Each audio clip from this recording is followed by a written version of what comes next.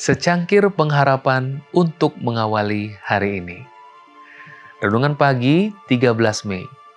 Organisasi adalah Babel. Wahyu 17 ayat 5, dan pada dahinya tertulis suatu nama, suatu rahasia, Babel besar, ibu dari wanita-wanita pelacur dan dari kekejian bumi. Tidak seperti kaum penganut Connection, sebagian besar kaum pengikut Miller tidak bersikap anti-organisasi selama tahun-tahun awal gerakan mereka. Di sisi lain, mereka tidak berhasrat untuk membentuk struktur organisasi gereja mereka sendiri. Ya, karena Tuhan akan segera datang. Dan tidak ada kebutuhan untuk itu. Jadi, kaum penganut ajaran Miller berusaha untuk tetap berada dalam berbagai denominasi mereka, sementara mereka bersaksi tentang iman Advent sambil menunggu kedatangan Kristus.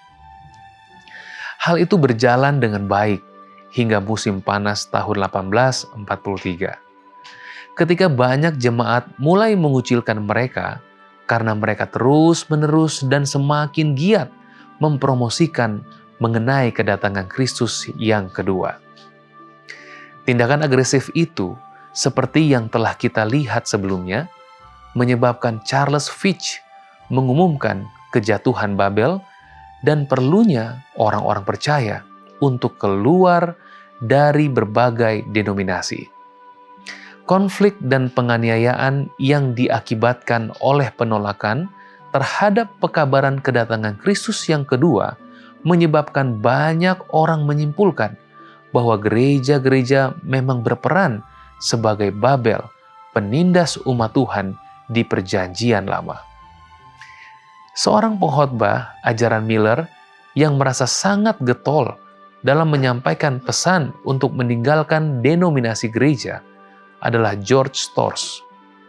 Ia menulis bahwa Babel adalah induk lama dan semua anaknya, denominasi Protestan, dikenal melalui kemiripan keluarga, semangat yang mendominasi dan mau diutamakan, semangat untuk menekan para pencari kebenaran secara bebas yang mengekspresikan keyakinan mengenai kebenaran secara bebas.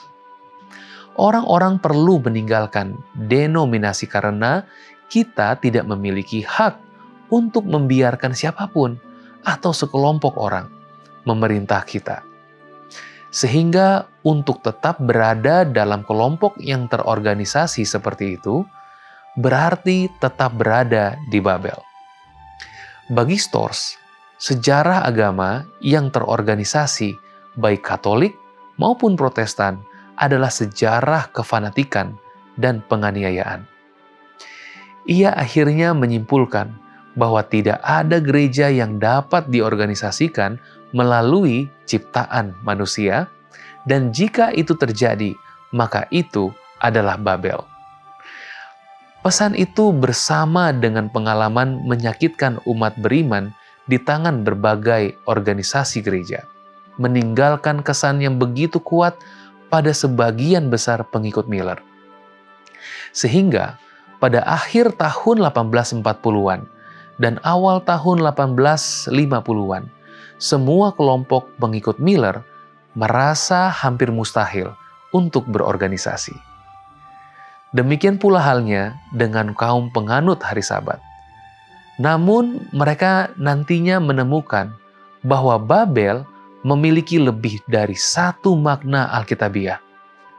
Tolonglah kami Tuhan untuk melihat dengan jelas meskipun dalam situasi dan waktu yang membingungkan.